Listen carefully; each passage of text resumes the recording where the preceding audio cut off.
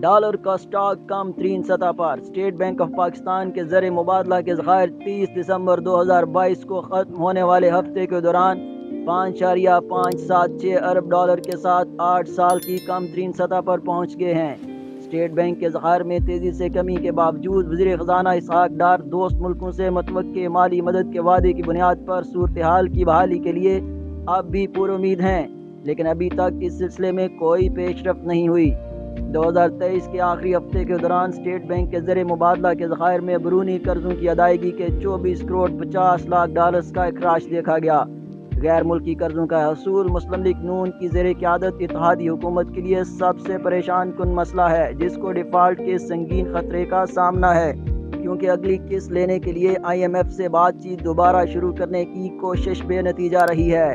گرتے ہوئے ذخائر نے پہلے ہی امریکی ڈالر اور دیگر بڑی کرنسیوں کے مقابلے میں مقامی کرنسی کی قدر میں کمی کر دی ہے، اور اسٹیٹ بینک کے زر مبادلہ کے ذخائر جنوری 2022 میں 16.6 ارب ڈالر تھے، جو 11 ارب ڈالر کمی کے بعد اب 5.6 ارب ڈالر رہ گئے ہیں۔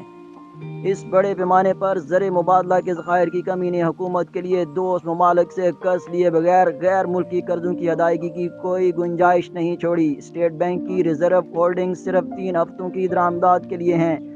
گزشتہ ہفتے کے دوران ملک کے زر مبادلہ کے کل ذخائر 11.4 ارب ڈالر تھے، جن میں کمرشل بینکوں کے 5.8 ارب ڈالر بھی شامل ہیں۔